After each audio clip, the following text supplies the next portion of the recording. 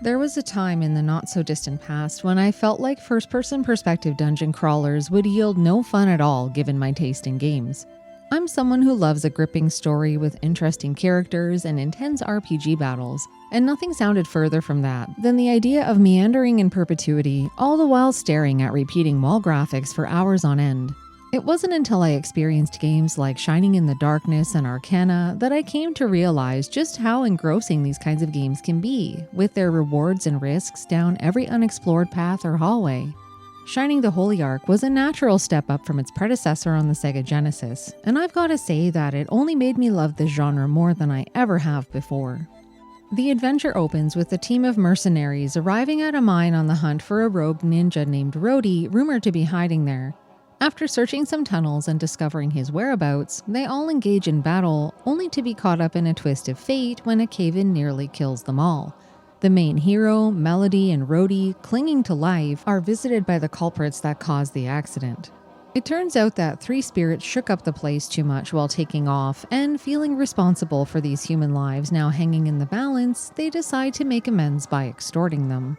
Since they can't live for long in the environment of the planet, they request fleshy sanctuary inside the humans' bodies in exchange for healing them. Being infiltrated or dying doesn't really leave much room for negotiation, so of course they accept.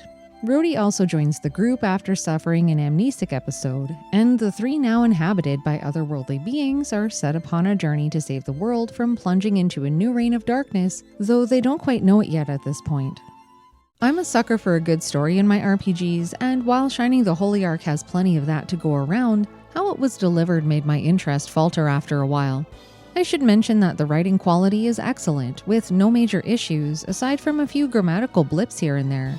I was pretty impressed with how coherent this experience was, since my usual stomping grounds are the far more cryptic adventures from earlier console generations. What I didn't enjoy was how unrelated all of the exposition felt. It covered a plethora of topics like the multiple antagonists, the uprising of the Vandals who are trying to facilitate the return of the Thousand-Year Kingdom and the history that goes along with that, all of the characters that you eventually recruit and all of their connections to various allies, not to mention all of the allies you encounter and their relationships to the antagonists. It all got to be so overwhelming after a while that my eyes started glazing over during cutscenes, and I eventually lost the game's intended train of thought. I struggled to remember how everything connected since there were so many layers to cut through. The best way I can describe the storytelling is to imagine many plot threads running parallel to one another that only intertwine occasionally, rather than braiding together the entire way along to create a cohesive narrative. The mountain of backstory made up of so many peripheral topics eventually became a looming tangle that I just couldn't be bothered to comb through. I even gave up on taking notes after a while. All that did was make me feel like I was back in English class, scribbling down one-off topics that wouldn't even be on the exam. I do wonder if part of my issue engaging with the plot was due to not having played many Shining games. I understand that Shining the Holy Ark is loosely connected to at least one other adventure in the series. As of the date of this review, the only others I've finished are Shining Wisdom and Shining in the Darkness. It's entirely possible that I missed out on a couple of key points from other titles that might have helped set up the events in this one, but I won't know for sure until I play them myself. I wish I could say that the game's ending set everything straight and helped to blow away the clouds of confusion that plagued my playthrough, but it actually made it worse somehow. While I won't spoil anything here, I'll say that what transpired was a disappointing close to a very convoluted plot. There were several major points that were never resolved, and the tone of the dialogue here felt almost wacky compared to the rest of the game's more serious delivery. It was weird, and I didn't like it. Even weirder still was that a portion of the final scenes included a party member that I never even recruited. Talking to this person queued up a borderline delusional conversation from them as they blathered on about the fun adventure we'd just had together, even though they'd never joined my group. I've played a few other RPGs whose ending scenes are dependent on who you've recruited or who's still alive after the final battle. Shining the Holy Ark is years newer than the titles I'm alluding to, so I found it really strange that party makeup wasn't a consideration in the ending sequence. Another thing that held the narrative back from being truly great is that its content had very little to do with the things that I find valuable in role-playing games. With a relatively small cast of characters, I was hopeful for the story to incorporate moments that built up their interpersonal relationships, Camaraderie and light banter can be powerful when done well, but there were never any character-building cutscenes where only the party members got to chit-chat amongst themselves. Anytime they spoke, it was always with a plot-driving person doing most of the talking while they asked clarifying questions. I found it unfortunate that the 3 people tied to the main objective by destiny had virtually no personal development across the entire game. I can confidently say that I knew as much about them at the end as I did in the beginning. They felt more like battle-ready empty vessels being towed along the very wavy plotline than interesting people taking up a mutual cause. I'll also spare you my frustrations about how other characters join up simply out of convenience rather than personal conviction. I understand that not every character needs an epic reason for being along for the ride, but I tend to enjoy games a lot more when at least one of them has a defined sense of purpose. Shining the Holy Ark didn't give me many reasons to root for these people. One last little story-related bit I wanted to address was how much I loved the cutscenes that accompanied the plot dumps. The main party members slide into the conversation and react as they learn about whatever new thing they need to start chasing down. The way they exchange looks and nod at one another was really endearing among so many other titles that only have text and static portraits. The voices also change pitch depending on who's speaking. This isn't something specific to these cutscenes, but it's been an enjoyable staple across the Shining series installments I've played so far, as well as other games like Landstalker that shared some personnel. It's the little things like that, mixed with unique cutscene visuals, that made these segments shine despite their purpose of delivering a lackluster story. While playing other first-person perspective games, I've often felt like there was almost too much of the dungeon parts and not enough other stuff in between. Shining the Holy Ark did a fantastic job of building in lots of towns to stop at along the way, rife with plenty of locals to catch up with and shops to peruse. The people kicking around the taverns, churches, and stores often bestowed good advice upon me about game mechanics or served to fill in some lore gaps here and there. Some of their dialogue even updates later in the game after crossing certain points in the story, though there were some folks that said the same things no matter what. I especially loved this one guy that was still asking me about pixies near the end of the game when I'd already discovered them 40 hours earlier. As asinine as that was, experiences like these were a big step in the right direction of what I'd like to see more of in these kinds of adventures. Considering the other games I've played in this genre have you shuffling sideways between buildings to talk to the same 3 vendors in every new place you visit, Shining the Holy Ark's towns were a welcome change, quirks included. Most of the cities had fully accessible houses and buildings to explore, but the city of Enrich was a weird anomaly. There was just an inn and a shop in the main square. You might be wondering what's inside all of these other doors, and frankly, so am I, even though the game is long over by now. When I first got here, I went around trying to open them all, only to find every last one of them locked. I wasn't disappointed at first, since I figured that Enrich might be a hub of sorts where new characters or shops would pop up as time passed. But no matter how long I waited, nothing ever really changed or happened here. I wonder if there was more planned for Enrich that never saw the light of day, or if it was always meant to be a big empty pile of nothing. If there's one thing that every town did well, it was providing solace from the good fight. There was nothing quite like exiting a battle area and navigating to a town on the overworld map, knowing that I was safe from the unforgiving nature of this game's primary mode, first-person perspective dungeon crawling. There were a few facets of this gameplay style in Shining the Holy Ark that kind of blew my mind. First off was the fact that you can run. Double tapping the direction you're facing blasts what I affectionately called stink lines around the edge of your screen as your party zips around. I don't think that running did anything practical like help me to avoid encounters, but it made backtracking that much quicker. There was also the ability to strafe, which I'll talk more about shortly, but what really knocked my socks off were the curved hallways. I know this might sound a little silly, but the first time I went down one of these, I had a grin from ear to ear.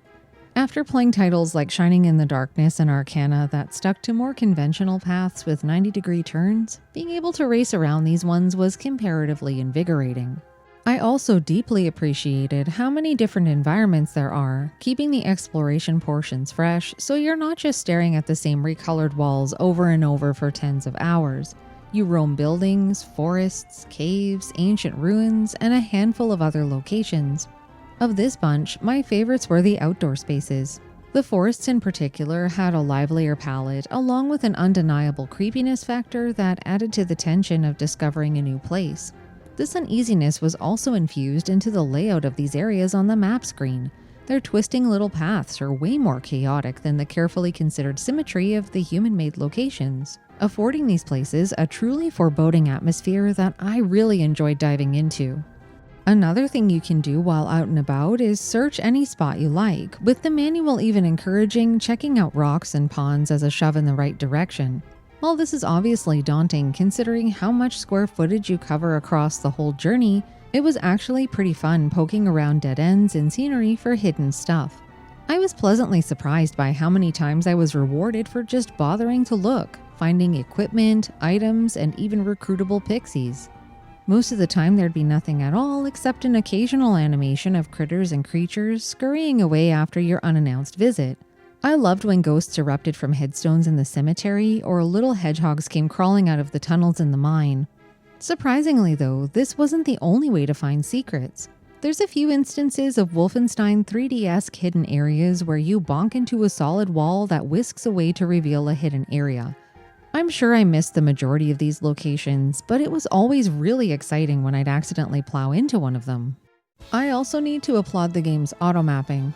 The map can be accessed at any time by pressing start, with no need to cast a spell to view it, which was the unfortunate case in Shining in the Darkness. I'm still grumpy about that decision, but anyway, auto-mapping was essential for me to be able to enjoy Shining the Holy Ark. While I have been known to bust out the graph paper and put on my cartographer hat while playing these kinds of games, characteristics like diagonal or rounded hallways would have wreaked havoc on my brain while trying to track these places on graph paper. Unlike an adventure like Shining in the Darkness that had consistently sized dungeon floors and a coordinate system to help with orientation, every location in Shining the Holy Ark was laid out differently, not to mention enormous. The size of some of these dungeons was staggering. They stretched out in all directions and also across multiple floors. This makes for some extensive exploration potential, but would quickly become the bane of anyone wanting to track their travels by hand. There were only two real drawbacks to auto-mapping in a game like this, and the first was not being able to make written notations. Jotting down spots where fights occur would have been one benefit of hand mapping, but in addition to that, some areas had puzzle-like elements that I would have loved to mark down. Some examples are one-way ice floors with a single path to the next doorway, turtle rides, or levers that would switch a flowing floor's direction. There are some indicators like stairwells or pillars that block your way, but the other very necessary to remember things that I mentioned weren't shown at all. I often found myself wishing for a paper copy of what I was seeing on screen, if only to make backtracking a bit easier. The second drawback was specific to a situation I wrought upon myself, but it relates to how useful auto-mapping is while you're actively exploring a dungeon for the first time. There was one place in particular that involved a neat mechanic where you wander on the floor as usual, but also flip upside down and move along the ceiling in some sections. This place had multiple levels, each with a fairly linear path that eventually led to a puzzle room at the end as well as a boss. As you're moving through, the map fills in differently depending on whether you're walking on the ceiling or the floor, and that differential spells out where you haven't been yet. I feel like this was one of the most unique and fun places to figure out in the entire game, even though what happened next made me want to drop to my knees and scream into the sky. The goal of this dungeon is to find one of the sacred items, and when I found it, I tried picking it up. This triggered the boss encounter, which I eventually won. Because I'd spent hours in that dungeon, I was low on supplies and morale, so after beating the boss, I used an exit spell to leave and ran back to town to save. It didn't take me long to realize that the item I thought I'd collected didn't actually go into my inventory after all. Apparently I'd only touched it and was supposed to turn around and issue my team an order to pick it up again after winning. This is one of the most unintuitive moments I've experienced in a game like this, but it doesn't really matter how I felt about it since I had no choice but to backtrack through the dungeon to get the missed item. I can't even begin to explain how confusing and dreadful these maps felt to me after they were all filled in. Thankfully, it didn't take me nearly as long to get through the second time around, with folks from my live streams coming through to help me navigate since the path forward was nothing short of muddied at that point. I'd obviously never trade in auto mapping for hand mapping completely, but these circumstances created one of the most frustrating evenings I spent with the game. Whatever you do, don't forget to pick up the sword, or you'll be sorry too. As a whole, dungeon crawling was a great experience, despite some exceptions like the scene that I just recounted. Each place has its own flavor and theming, keeping gameplay varied as well as encouraging some outside-the-box thinking. I wouldn't consider Shining the Holy Ark overtly puzzly, but most areas had some kind of niche problem that needed solving in order to get through it.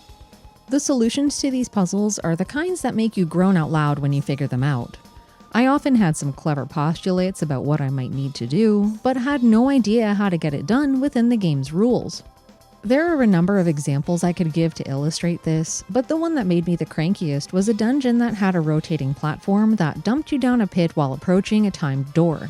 I tried everything I could think of to make this work, including bonking into every wall while scouring the halls for an alternate path. The solution was maneuvering through in a very specific way that was never required to progress prior to that circumstance. The game regularly expects you to dream up something completely novel all on your own without any previous experience or hints about it. If there's one thing I think that Shining the Holy Ark fails at from a gameplay perspective, it's its lack of teachable moments. I can appreciate a challenge that brings me joy in knowing that I earned a victory by putting a learned skill to good use, but some of these sequences were a little too eccentric. They demanded innovating beyond what I feel is reasonable in a game where it's really hard to stay alive, never mind needing to occasionally become a mastermind just to get through an obstacle. All puzzles like this do is slam on the brakes and interrupt the game's momentum, which happened a bit too often here for my tastes.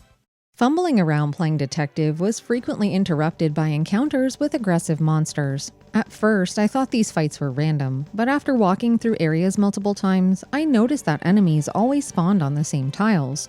Obviously, monsters that generate out of a landmark like a puddle always have to occur on the same square, but I also noticed that certain corners and intersections prompted revisits from the same kinds of beasts. This was great intel to have when I wanted to farm enemies like Hataris, for example, that yielded tons of money and experience. It also conveniently provided an advantage for one of Shining the Holy Ark's more unique battle features. I mentioned finding hidden pixies while exploring a while ago, and these cuties reward you with a type of preemptive strike in battle. There are 5 types, and each one is a specialist depending on how an enemy approaches the party. Since foes can enter the screen from 5 different directions, sending out the correct group guarantees a few hits before your party gets to take their first swing, and also yields extra golden experience. I loved the advantages this gave, but if I'm being completely honest here, I struggled getting this right most of the time. Switching between the fairy groups is done with the Saturn controller's mushy shoulder buttons. Actually deploying the correct group in the tight time window at the start of battle was more luck-based than a show of skill and might on my part. I suppose I was distracted and more interested in seeing what I was about to face off with rather than focusing on the direction they were coming from. With that said, an astute player that has mapped out where all of the enemies pop up will have a solid advantage over slackers like me that didn't bother. You can also strafe, which makes no sense to me in a game where facing forward seemed like the best thing to be doing. In hindsight though, I can't help but wonder if approaching these encounter squares while facing a different direction might be beneficial somehow. I didn't test this out myself, but I'm curious to know if anyone has any insights about how this might work if it does at all. Let me know in the comments. Combat in Shining the Holy Ark was interesting and dynamic. You end up with party members that have overlap between skill sets in all the right ways. A big positive to me was having multiple people that could heal, not to mention that several of them could cast important buffs in case someone died or became incapacitated. There was also tons of power packed into melee combat with the fighter and paladin-like classes. What I appreciated most was that even with the many points of skill crossover, every party member had their own important abilities that made them feel valuable. I've played games with party members that I never use at all unless I'm forced to, and others where group members eventually become homogenous when everyone learns the same moves. There was something about this game's party makeup that felt near perfectly balanced. No matter what scenario was thrown my way, there always seemed to be a way out if I played my cards right. Now, that's not to say that this game is easy, because roaming around inside of the dungeon areas was grueling at the best of times. Regular encounters are never simple pushovers that you can just breeze past. They all seem to have very high offense and defense, as well as several magic moves. A subset of their spells are various forms of what this game calls breath attacks that affect the entire party. These were nothing short of devastating, especially when I was underleveled. Now, if you're not already aware, I'm someone who normally hoards as many magic points as possible. I save them up for boss fights, frugally spending them on healing and an occasional offensive attack if I get desperate. Shining the Holy Ark was a totally different beast since I found myself needing to use MP often. The monsters were so mean that if I didn't cast buffs like attack and defense up on the regular, multiple party members would end up kissing dirt. This change of pace shook my RPG habits to their core, but also made for what I consider an excellent gameplay experience. The constant threat of a party wipe, as stressful as it can feel, is something that I really crave in my RPG journeys. I love the suspense that comes with weighing the risks of pressing onwards just down one more hallway or strategically retreating to heal up and save. There were a few occasions where, despite my best planning, things did end up going sideways and I met with death. Thankfully, the only consequences were losing half of my hard-earned cash along with a strip of pride, with character experience and leveling progress remaining intact. There were a couple of things that took the edge off of the upwardly creeping difficulty, like building the party's resilience through leveling. I was thrilled to learn that every single party member, even those in the reserve group that weren't active in battle, gained experience with every victory. The only frustrating thing was that newly recruited characters joined at levels well below everyone else. Given how risky the combat could get, I wasn't really motivated to sub lower level comrades into the fray. If they were freely drinking up party experience from the bench, it made more sense to me to keep them sidelined until they got a bit stronger and learned some new moves. A limitation to this was that meeting new characters fell a bit flat since they weren't really very exciting for a while. That is, unless you're me and counting each new addition as an inventory expansion first and foremost. My inventory was bursting at the seams for most of the game, even when I'd made it as big as possible by recruiting nearly everyone. This was in part due to all that rewarding exploring I mentioned earlier. The number of things you can find walked a fine line between being amazing and overwhelming. Quest items and equipment also fill up regular slots rather than having their own designated area, making things feel even more cramped. In the early game, before my characters learned good healing and curing spells, my pockets overflowed with antidotes and herbs. Items don't stack because, of course, they don't. This is a huge pet peeve of mine, but this is far from the worst inventory situation I've seen in an RPG.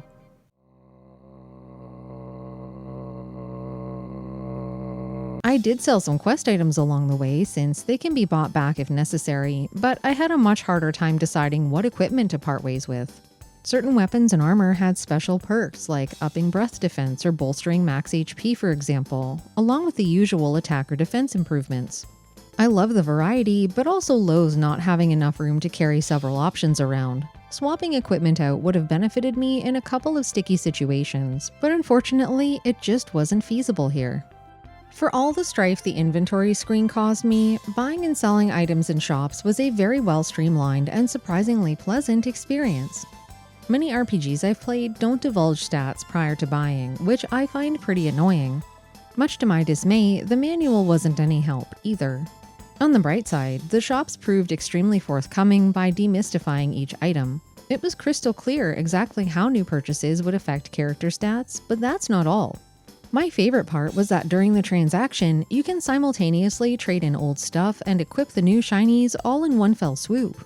I wish more games did this kind of thing. It makes something as mundane as shopping that much more tolerable, especially with how many people you eventually need to upgrade. Even with the very best equipment and lots of levels under my belt, I still found myself reeling when it came to the boss fights. If the regular encounters weren't already tough enough, these jerks were on a whole other level of cruelty. They have massive amounts of HP, as well as a huge arsenal of buffs, debuffs, and offensive magic. As a first-time player with no prior knowledge coming into these battles, I rarely got through them on the first try. I usually spent at least one failed attempt trying to learn their patterns and figuring out how to counter some crazy moves they had up their sleeves. I honestly can't think of another game where I did so many walks of shame back to the boss room from town, quietly contemplating if I'd ever have the privilege of seeing the rest of the adventure. And these aren't fast fights either. They're the kind that you suffer through for 30 minutes or more, only to get completely wrecked and have to come crawling back just to take another beating. With that said, while it can feel incredibly disheartening while you're losing, how elating it was when the wins finally happened made the soul-crushing nature of these fights well worth the effort.